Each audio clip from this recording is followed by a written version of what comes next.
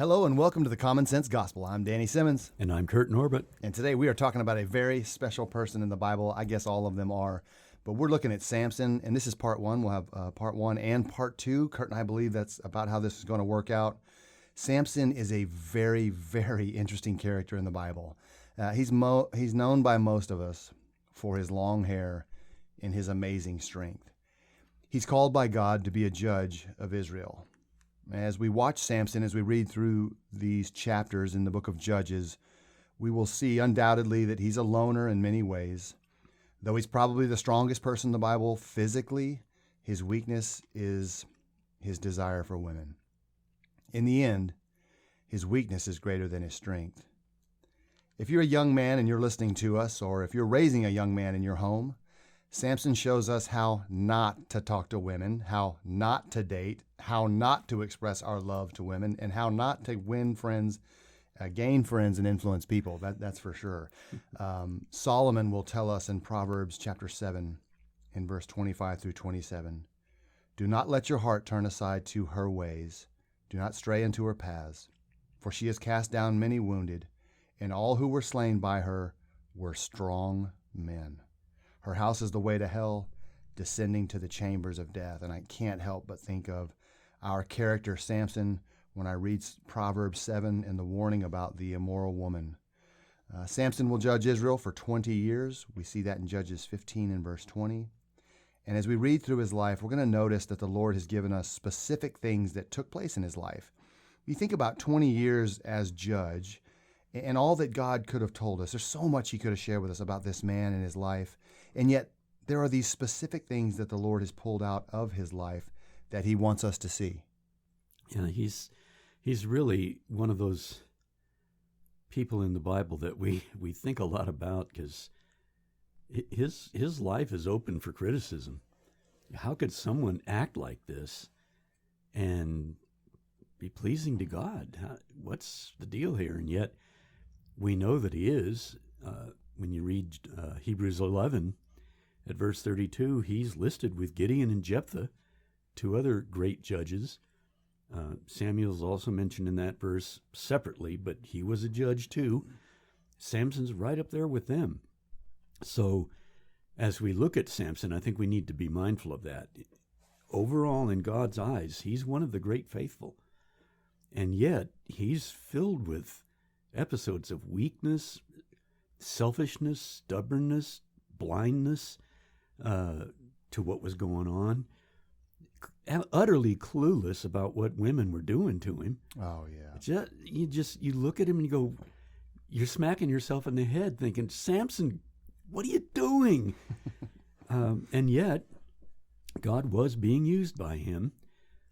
We're told that it was through him that God was going to begin to move against the Philistines and relieve Israel of their oppression, as he did throughout Judges, always delivering the people from a particular group that was oppressing him by raising up a judge. Well, in this case, they've been oppressed for 40 years by the Philistines, and Samson is now arriving on the scene because God's going to deal with that. Yes, he is. That's right. And one thing I like to point out, when you're looking at characters or doing a character study, especially in situations like this, as you said, God is going to use this man. That when the Lord looks on the earth and he sees the challenges, the difficulties that his people are facing, if he wants to bring someone, whether it's their redeemer or a judge or a lawgiver, he always sends a baby. And he doesn't skip that part. With Moses, we watched the life of Moses as a young boy, Pharaoh saying that all the young men should be killed. Moses is spared out of that, and God records that for us. We've got this baby who's coming, who's going to free that entire nation from the reign and the rule and the taskmaster's whip of Egypt. And now Samson here is another case where we get to see his birth announcement and the fact that he's coming and what his purpose is, that God doesn't just hit a guy who's already established and say, hey, go do this for me. And there are times when he'll call a man. Mm-hmm. But these greater cases, it's always from the birth. And I use that to remind people, you're raising a child, you have no idea who's in your home. You know their name and you know their tendencies. But we don't know what God's brought them in this world to do. And we want to be in line with God's will. So there's a great story there for sure, how God uses even this man to do his will. And I mentioned Redeemer, Jesus. His birth is not skipped either. We're told specifically about the situation around his birth and how that came to be. And so the Son of God is coming. How does he come? Just the same way we did, as a newborn child, growing up, learning the ways of society and all the things that we do. So Samson's right there with him. And like you said, in Hebrews 11, Gideon, Barak, Samson, Jephthah, David, and Samuel, all in the same verse. And there he is, with as confusing as some of this is. Yeah. There he is. So Judges 13, we want to read 14 through 16 because the reality of this judge is he gets a lot of print. Kurt and I just counted how many verses the judges got. Gideon gets 100, and then Samson got 96. Is that right? Yep. So they're pretty much equal. Yeah, almost equal, and no one gets as much print as those two, at least that close. So he gets a lot of print in the book of Judges, and the Lord wants to share some things about him. In chapter 13, that's where the birth announcement is given to the wife of Manoah. And so for that, I want to say that Samson was raised by godly parents. And I say that because after they were told that Samson's going to be born, his mother and his father set their own lives aside in preparation for his coming. They set themselves apart, and they followed the instruction that was given to them. His mother's put under the Nazirite vow, which is given to her by an angel of God.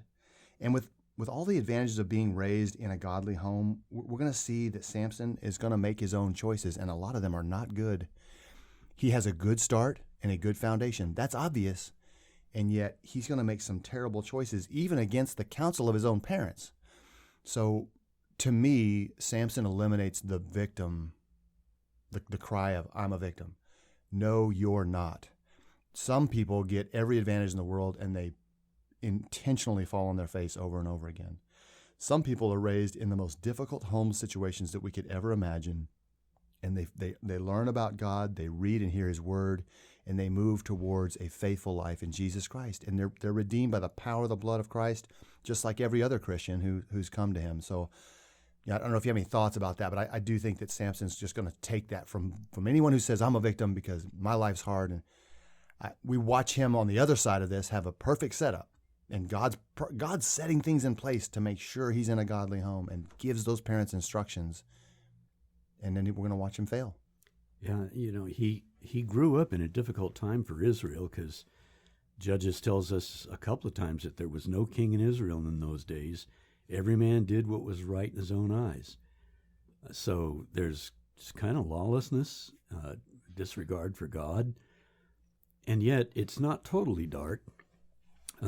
Samson's parents are godly people. They're part of that faithful remnant that is there in any situation in history. That's right. It is during the time of the judges that we read about Naomi and Ruth and Boaz. Godly people. They're in the line of Jesus.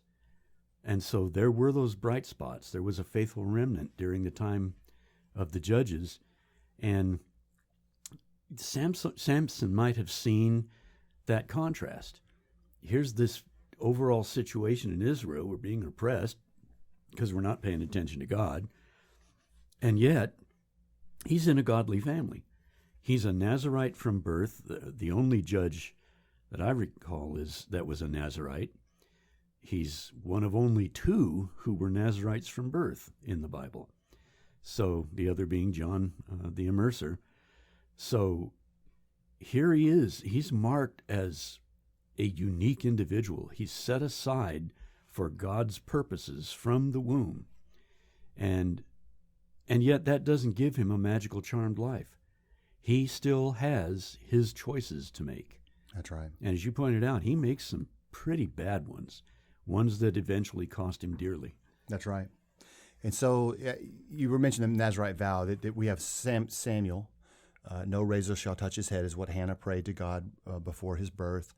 He seems to be under, at least for a period of time, Samson and then John the Baptist. Those are the three that I know of. Mm.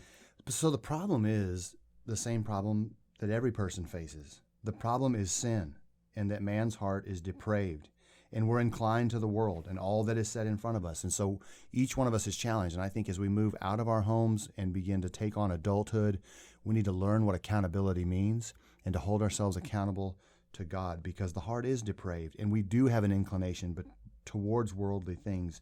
And the world is happy to share all of that with us. And so at some point, you've got to say, this is what I must do from here on out. Yes, it was tough, or yes, I had a perfect life, whichever one it is. Here's what I will do now because I'm accountable and I'm going to give an answer to God. And that is a cleansing process. To come to terms with that and to move forward with that understanding will serve you well. So let's begin in Judges 13. I'm just going to read the first 5 verses so we can get a picture here of the announcement.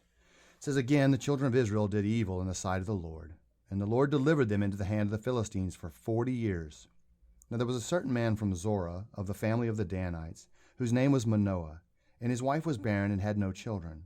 And the angel of the Lord appeared to the woman and said to her, indeed now you are barren and have borne no children, but you shall conceive and bear a son.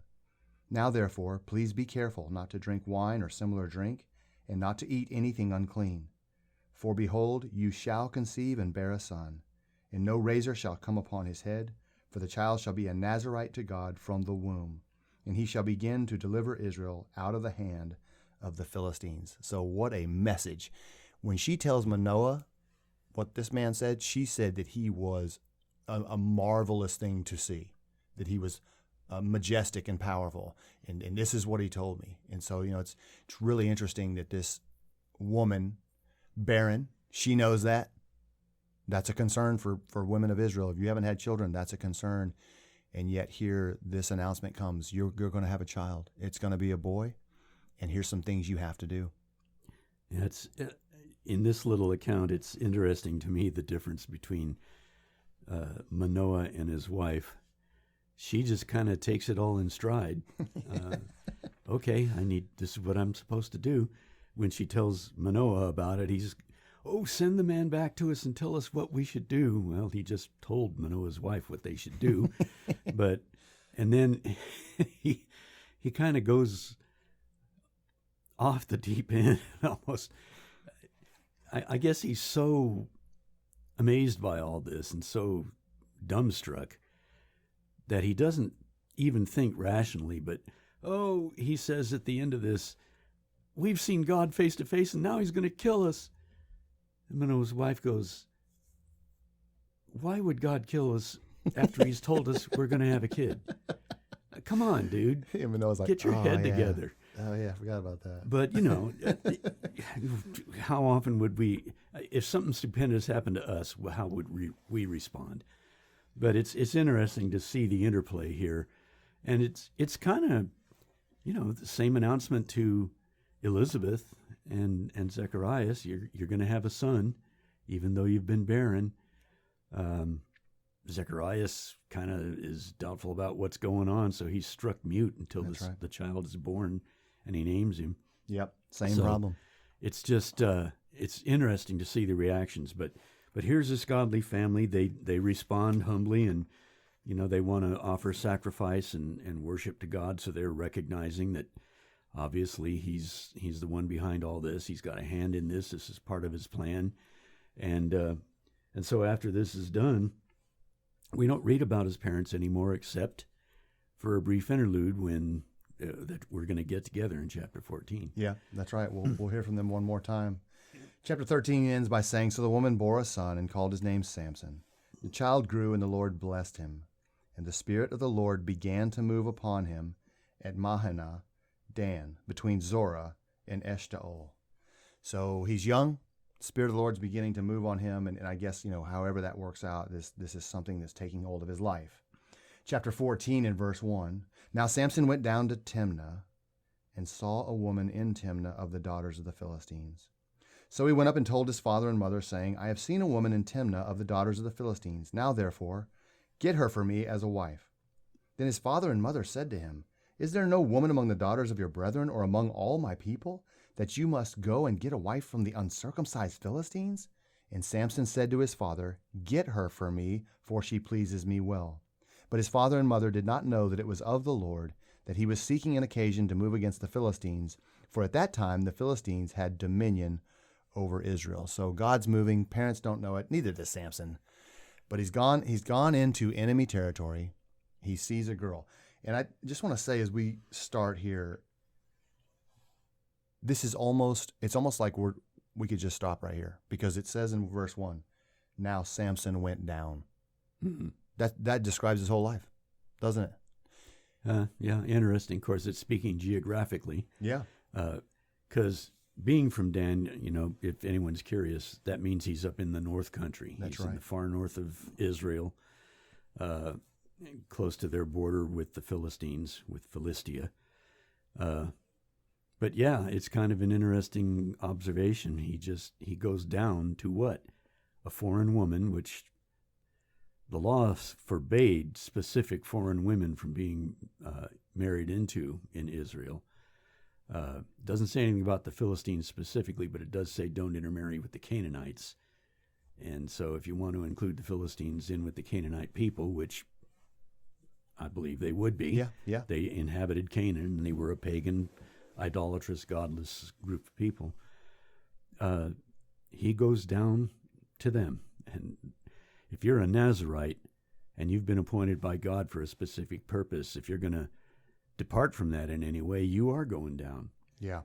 And we just, leaving chapter 13, it says the Spirit of the Lord began to move on him. So he's up as high as he can be at this point in his life, spiritually. And then he went down. I just think, we're just going to see that over and over again. And it usually is always tied to a woman. And so he goes and he finds a Philistine woman who's beautiful. She's caught his eye. He says, she pleases me well. Samson is probably still very young here. There's no reason to doubt that is true. And he must be something to behold. He is young. He's a strong young man. He's moved by the Spirit of God. We know he has long hair that's never been cut. And he must have been quite the specimen. If he's 18, 19 years old, if he's that old, your hair is going to be twice the length of your own body. Yeah, that's true. When you think about it, he's never had it cut from the day he was born. So yeah, his hair would be unusually long. Yeah, and I want to get this guy in our mind. Person. Yeah, exactly. We want to get him in our mind. That he's got to do something with all that hair, and there's ways to tie that up or to put it into some type of a ponytail or something. But he has to do that every day with his hair, and so here he is, swinging his locks all the way down to Timnah, and he sees a girl, and he's struck. He's just smitten, and so he comes back to his father.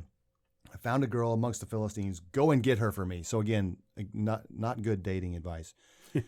This is not how you win over a woman ever. Your parents don't go get her for them. Although this is customary, they would probably pay a dowry or something of that sort to make all this possible.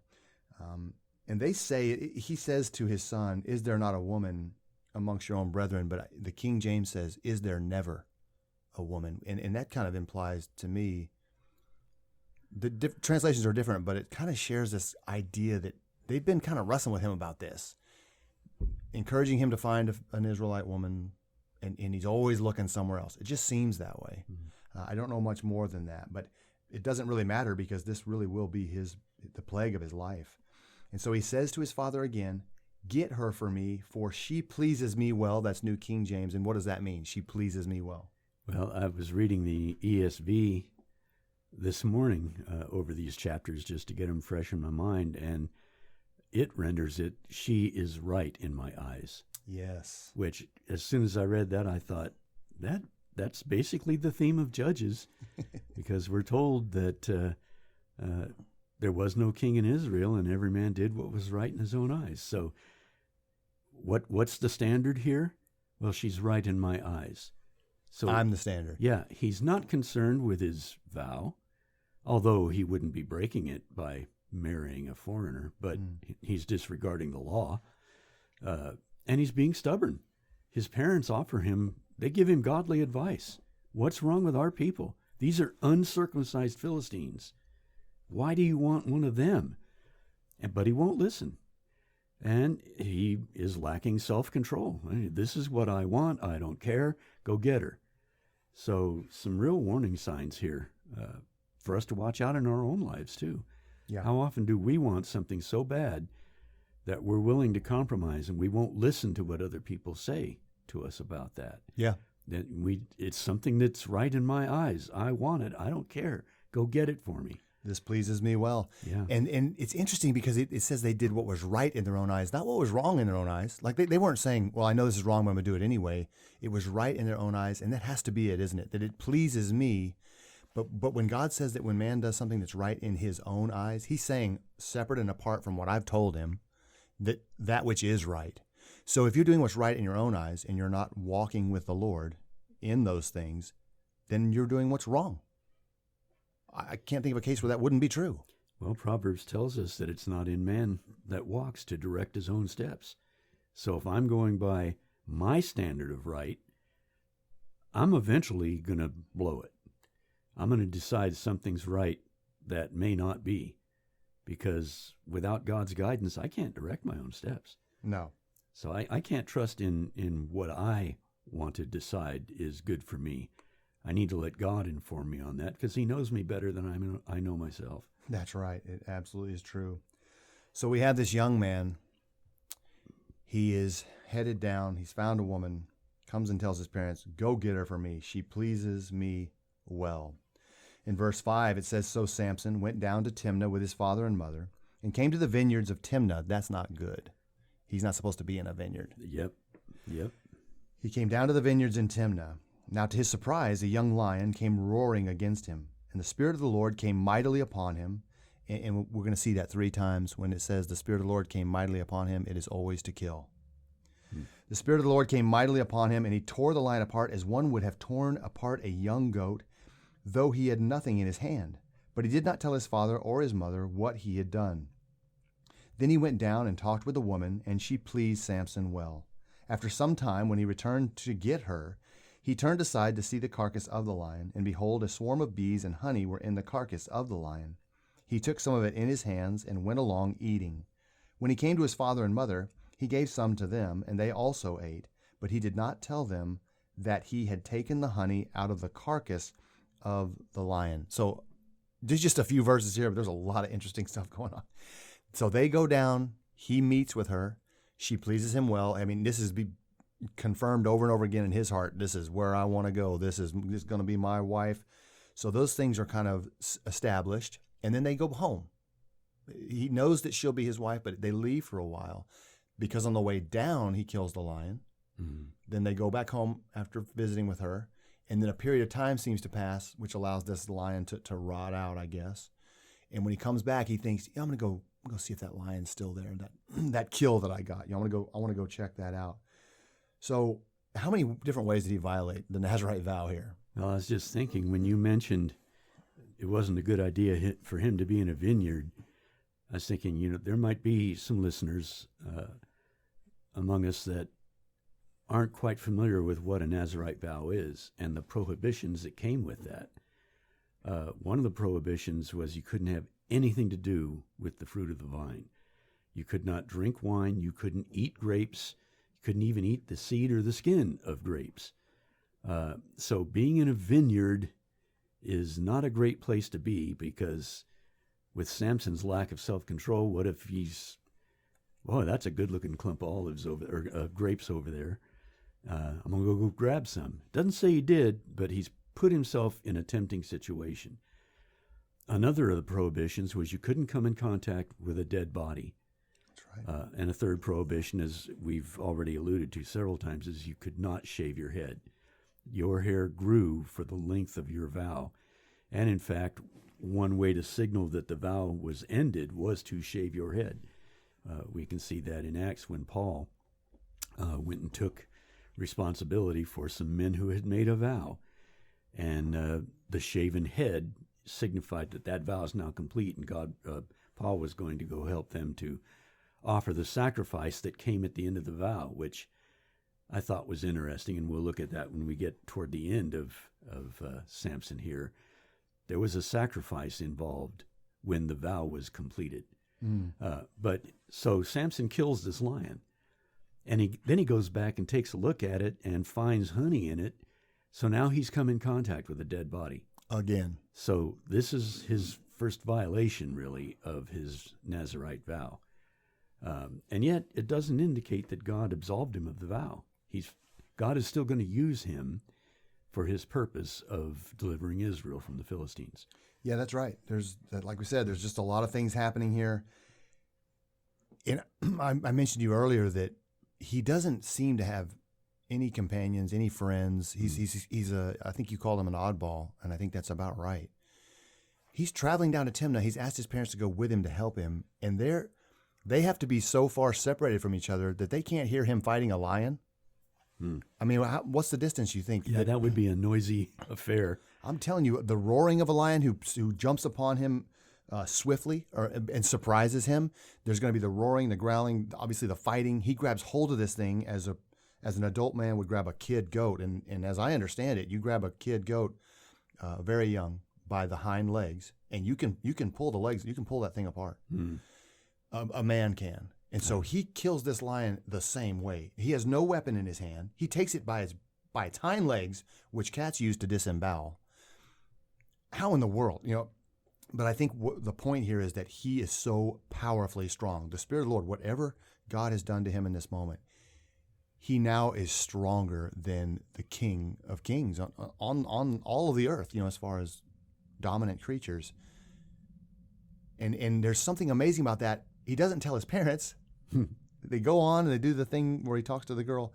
Then the second time down, as he comes down, he checks the body. So, I don't know if that's pride or what. He's like, let's see if that lion's still there. Or maybe to say, did that really happen? Because I would be totally freaked out. Yeah, I mean, he walks away from it like, no big thing. This is something that could happen anytime. Like you said, he doesn't, there's just nothing unusual apparently about this that strikes him. He just goes on to Timnah like, hey, this woman's the only thing on my mind, and I had to deal with this lion, so okay, that's done. Let's go. Very strange. Yeah, it's an odd situation here. Yes. But it sets some things up that start to fulfill what God wants to do. Yeah. And, why do you think he didn't tell his parents that he got the honey out of a dead lion? Well, who knows? Because he feeds it to them. Yeah, he gives them some of the honey. I think it would gross me out. Here, have some honey. Oh, yeah, where'd you get it? Oh, there was this lion carcass over there that had some honey. Ew, I don't want that. Ooh. So it would gross him out. But like we said, it's a violation of his vow, too. Yeah. And them being godly parents would probably be concerned about that. He's just a strange guy. He doesn't tell them. If I killed a lion, I tell everybody I ever met. I killed a lion. Like the way you tear a kid goat in half, that's what I did. Yeah. That's how I would open every line with everyone I ever met for the rest of my life. Because it's a life-changing experience. To be in a situation like that would just change my entire life. He doesn't seem to process things that way. No. He doesn't bring it up. Doesn't even tell him. Well, I recall David. Of course, he was doing it to prove a point. But when Saul was questioning his ability to go and stand against Goliath, what did David say? Your servants dealt with a bear and lion. That's right. When I was protecting the flock. When they came against the flock, I took care of it. So I'm used to facing heavy odds. Yeah. So I can deal with this uncircumcised Philistine, by the way. That's right. And so here's Samson tearing this lion apart barehanded. Like you said, the king of beasts. And he, okay. Next, I'm on my way to town. I got to keep going. It doesn't even register, apparently. It's so crazy. Yeah, he's such an odd individual. Yes. So they've come back down for the marriage. He grabs some honey out of a dead body. Verse 10, so his father went down to the woman, and Samson gave a feast there, for young men used to do so. And it happened when they saw him, this is the Philistines seeing Samson, they brought 30 companions to be with him. Then Samson said to them, let me pose a riddle to you. So again, the character of this man. He's sitting around with these 30 guys. Wedding feast is about 7 days long. So he's like, hey, tell me what you think about this. Let me pose a little riddle to you. So here it is. If you can correctly solve and explain it to me within the 7 days of the feast, then I will give you 30 linen garments and 30 changes of clothing. But if you cannot explain it to me, then you shall give me 30 linen garments and 30 changes of clothing. And they said to him, pose your riddle that we may hear it. So he said to them, out of the eater came something to eat, and out of the strong came something sweet. Now for 3 days they could not explain the riddle. But it came to pass on the 7th day, so they're almost out of time here, that they said to Samson's wife, "Entice your husband, that he may explain the riddle to us, or else we will burn you and your father's house with fire. Have you invited us in order to take what is ours? Is that not so?" What a wedding party, huh? I was looking at this and I'm thinking, man, these Philistines are some nice people to be around. You know, okay, we'll accept your riddle. What is it? And they can't figure it out. And then okay, what's the solution? We're going to threaten his wife. You go find out what this is all about, or we're going to kill you. And not your not whole in a house. pleasant way. We're going to burn you and your entire family down. So, of course, now she's feeling motivated. Mm-hmm. She's been threatened. So, okay, what do I do? So she betrays Samson. And here we see this first interaction where I just define it as Samson is utterly clueless toward women and what's going on. That's right. He doesn't even stop to think, why are you asking me this? He seems flippant about a lot of things. Yeah. We'll see that with Delilah. Instead of saying, what do you want? Why do you want to know where my strength comes from? Exactly. Why do you keep asking me about this? He starts playing games with her. Yep. Oh, do this. If you do that, my strength is gone. It's like he's unconcerned about important things. Yeah. He just kind of floats through life, being guided by whatever the desire of the moment is.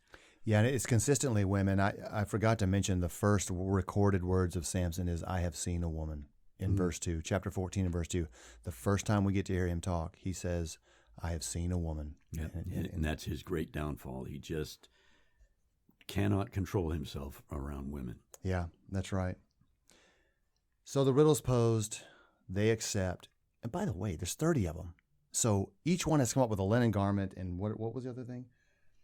Linen garment and a change of clothing. A change of clothes, yeah, which is a big deal back then. Yes. But each guy has to produce one, and that's enough for them to go to this girl and say, "You better figure out how to get the answer to this riddle, or we're going to kill your whole family with fire, because I ain't giving up my linen garment." You know, again, that's just, they agreed to listen to the riddle. I mean, anyway, they apply tons of pressure on her. She just met Samson, so she got no problem betraying him for her family who she loves. That makes sense. But in verse 16, it says, "Then Samson's wife wept on him and said, 'You only hate me.'" Yeah. It sounds like they've been married for 30 years. And that should give you a clue. Why are you starting our conversation off like that? Well, we just got married. You're trying. There's some manipulation going on here. But now I mentioned he doesn't seem to respond. He does sort of rebuke her here. Yeah. At the end of verse 16. Yeah. But then she pesters him over and over, and he doesn't seem to deal with it. Yeah. She says, "So you hate me. You do not love me. You have posed a riddle to the sons of my people, but you have not explained it to me." And he said to her, "Look, I have not explained it to my father or my mother. So should I explain it to you?" Again, this guy needs marriage counseling. Yeah, I was thinking they're getting off to a great start here. Of course, she's under duress, but still, such an odd, Samson just doesn't know how to deal with a woman. He cannot treat a woman the way they're supposed to be treated. Because it's all about him. Yeah. She's crying on his shoulder and saying, "You must hate me because you won't tell me the secret things that are yours that now should be mine." And he's like, "Babe, I ain't even tell my parents. You know what? Well, I don't know. I'm not going to tell you either." So in this, we know the Lord's moving, but in this, she becomes more determined. Like, if he's like, "Well, I haven't told my parents, I'm not going to tell you," it's kind of like, okay, yes, you are. She's got to save her family. Right. And he's like laying out these battle lines between him and his wife. It seems to be unknowingly, but he's like, "I'm not going to explain it to you either." So it says in verse 17, "Now she had wept on him the 7 days while their feast lasted. Now it happened on the 7th day that he told her, because she pressed him so much. Then she explained the riddle to the sons of her people. So the men of the city said to him on the 7th day before the sun went down, 'What is sweeter than honey, and what is stronger than a lion?' And he said to them, 'If you had not plowed with my heifer, you would not have solved my riddle.'" Again, this is not how you treat or talk about your wife. Yes.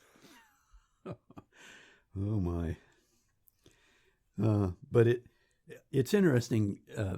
They carefully framed their answer to make it look like, oh, we figured it out. Because, we're just using a little logic here. What's sweeter than honey? So that must be involved. And what could be stronger than a lion? So that must be part of it too. But Samson seems to understand. I guess he figured, well, they got it. And the reason they got it, my wife was pestering me about it. So they must have been on her about this, because he posed what he thought was not an answerable riddle. So, but yeah, if you had not plowed with my heifer, you would not have solved my riddle. So that's how he thinks about this woman who is right in his eyes. Yeah, she pleases him well. Yeah. Of course, women were not highly regarded in those days anyway, but if you're a godly person or you have the right attitude toward women, we look at Boaz and how he treated Ruth and Naomi, honorably, considerately, respecting their status, providing for them. So even though women tended to not be highly regarded in those days, still you could treat them like your wife's supposed to be treated. Absolutely. And Elkanah with Hannah, the mother of Samuel, providing for her and giving her a sacrifice every year to provide. He loved his wife. Yes. And it says so, and he took care of her. And he showed it the right way. Yeah. So, but Samson here is just kind of off the dial, and it comes from, again, not to harp on this, but why would he treat a woman like this? Well, he's kind of self-centered. Yeah. He's not really concerned about how she feels about anything. It's what's affecting him that is number one. That's right. It's very sad. And it says that he gave them 7 days, and then on the seventh day she finally got it out of him. And it says again on the seventh day before the sun went down, they come and say, so he knows what they couldn't figure it out in 6.5 days, and all of a sudden they know the answer right after he told his wife. He's not stupid. And so he said, if you had not plowed with my heifer, you would not have solved the riddle. The 19 says, then the Spirit of the Lord came upon him mightily, and he went down to Ashkelon and killed 30 of their men, took their apparel, and gave the changes of clothing to those who had explained the riddle. So his anger was aroused, and he went back up to his father's house. Samson's wife was given to his companion, who had been his best man. Wow. Yeah, well, we're seeing so much here. Of course, there's a rational explanation. Samson leaves. He leaves his wife, goes back home, and doesn't come back for apparently a notable period of time. So what to do with this woman who had been betrothed? Well, being Philistines, let's figure out the best thing. We'll give her to the best man. That'll work out. Poor girl. I mean, she's really kind of in a mess here. But at least for a period of time, she spared herself and her family. It doesn't work out in the end. But here, I think we see now God really using Samson to move against the Philistines. Absolutely. This whole thing motivates him. Well, okay, now I have to come up with 30 garments. Well, I'll get them over here from the Philistines. And so he goes and kills 30 Philistines, and that would be known in Philistia. Did you hear about this? This guy Samson, and of course he's a notable individual. Yep. This Jew killed 30 people over there in town and took their garments for a wedding feast. So news of this gets around, and it again kind of sets the stage for what's going to happen next. So God's using these events and these decisions from Samson to accomplish his purpose. And again, that purpose is deliver Israel from the hand of the Philistines. It's a very unusual way to do it, at least from our standpoint. Yes. But God did it in a way that gives us some lessons to learn that we've been discussing today, and we'll discuss in our next episode, our Lord willing. Yeah, that's right. But it's such an odd set of circumstances here. Yeah. This is the second time the Spirit of the Lord came mightily upon Samson. It says he went to Ashkelon. So he's in Timnah. He walks a little over 20 miles. And he got 20 miles of walking to fume and just be as angry as he can be. The only evidence that we have, and that he may have, that he can go kill whoever he wants, is the altercation with the lion. I mean, we know he can kill a lion relatively easily. He walks into Ashkelon and just kills 30 guys, gathers their clothes up. So again, what do you carry 30 garments walking back to Timnah? I don't know, but he's figured all that out, and he's bringing these clothing back. He gives it to these men. That's the moment when your pride is just kicked into the ground. He lost this little riddle battle with them, and he is furious. So he gives them their clothing, which he owes them. He went back to his father's house. Now, when he leaves, the father of the wife naturally assumes, well, he's gone, which means he doesn't want to marry her, because he's going to say in the next chapter, I thought you hated her. Because men who love their wives stay for the wedding. You left in anger, by the way. So it's really, but again, as you said, every step is being taken because God's going to use this man to do some amazing things. And we'll see in chapter 15, the Spirit of the Lord will fall upon Samson again. It looks to me like it need to be 3 episodes because we've only covered 1 chapter. 15's got a ton of great stuff in it, and certainly 16 is where Delilah is. So we'll move to our trivia questions. We have started with Samson, and we've made some biblical, scriptural, spiritual points about the things that we're drawn to. For me and you, just to say, this pleases me well. The next question from me or the good Christian friends around me should be, why? Why does that please you well? Are you seeking to glorify God? Is this what God wants in your life? Or are you looking for honey in a dead body? Because we can't, as you had mentioned to me earlier, we can't just keep kicking Samson for his behavior because, man, there's a lot of Samson in all of us. It's recorded for a reason. Yeah. And we don't do it in these grand terms, but there's still those little steps that we take in the wrong direction. And so the warning is absolutely there for us, and we don't want to miss that as we move through this. Can I give you my first trivia question? Oh, well, okay. Trivia, sweet trivia. Which 2 half-brothers of Jesus wrote epistles in the New Testament? James and Jude. Very good. That didn't take you much time at all. James and Jude. We know that both brothers, they're half-brothers now because they're the sons of Mary and Joseph. Jesus is the son of Mary, and his father is God. But these 2 half-brothers, James and Jude, are both mentioned in Mark 6 and verse 3 amongst his other brothers. And Jude mentions in verse 1 that he's a bondservant of Jesus Christ, the brother of James. So it's pretty easy for us to conclude that both of them were living in the home of Jesus as they grew up. Yeah. Oh, neat question. Okay. My first question then. What did Paul say is the wages of sin? Oh, man. The encouraging word I did this week was that very verse, Romans 6:23. Ah, okay. The wages of sin is death. How about that? So you boned up for the trivia quiz. Yeah. That's good of you. Unintentionally, I was getting ready. Your cliff notes there, huh? Yes, sir. I just looked at it. Well, perfect. Yeah, it's Good pretty deal. cool. Okay, question 3 for everyone out there, and question number 2 for Kurt. In the Old Testament, why did God command his people to remember the Sabbath day and to keep it holy?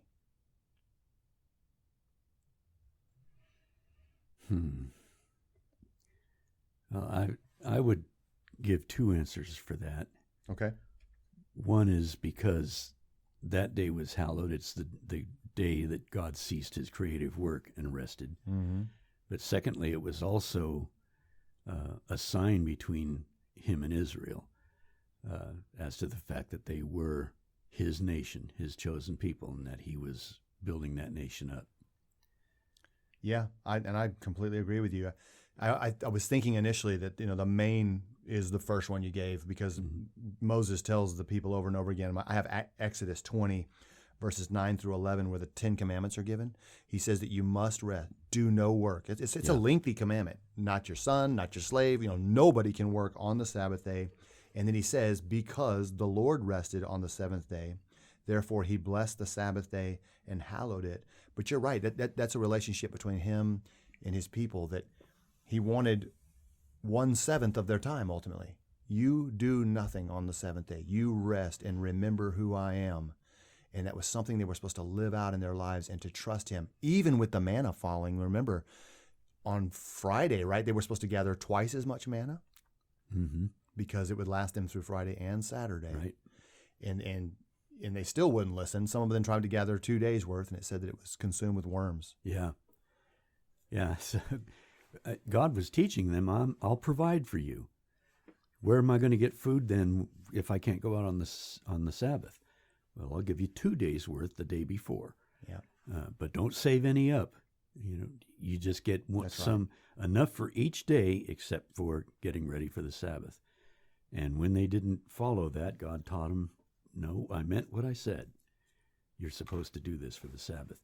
And by the way, sometimes the question comes up, I'm just going to quickly note that the reason Christians don't observe the Sabbath is that it was part of the covenant made with the nation of Israel, the physical nation of Israel, and we're no longer under that covenant. Right. So the Sabbath being part of that covenant, since that covenant has been done away with, Book of Hebrews clearly states that, Yep. then we do not worship on the Sabbath. We worship on the first day of the week. That's right. It's the one of the 10 Commandments that's not repeated in the New Testament. That's right. Yep. Okay, very good. Final question? Yes. To whom did Christ announce the necessity for a new birth? Oh, man, the way you worded that had me all twisted up. I'm thinking of birth announcements, so I'm like, what are you saying? Jesus never announced anybody's birth, but he actually did. What was the question? To whom what? Who did Jesus talk to about a new birth? Okay. Nick at night, John chapter 3, Nicodemus. Yes, Nick at night. Hey. But that's right, Nicodemus. You must be born again. And he rebuked Nicodemus for not understanding what he was getting at through that. Yeah, And he sure did. when you read the book of Ezekiel, you find out Nicodemus should have known. Yeah, it's there. Yep. All right, awesome. That's all very good. I think we're off to a good start with Samson. Again, very, very interesting character. And, if you're going through this with us and you're hearing this first episode, we hope that you're encouraged about all that's found there. And I would just highly recommend that you read chapters 14 through 16 of the book of Judges. Kind of read that for yourself and get yourself set so that when we get into these next chapters and we read and discuss them together, that you're right there with us. You've read it yourself and you know what's coming. And I think that creates a new level of excitement and anticipation to the listener that they know they're like, come on, get to the next verse. That's my favorite part, or, whatever. Because we're all different. We read it different. There's different lessons that we would find. So don't depend solely on Kurt and I, but read ahead if you can. And the good Lord willing, we will get back into the life of Samson next time. Thank you all very much always for listening.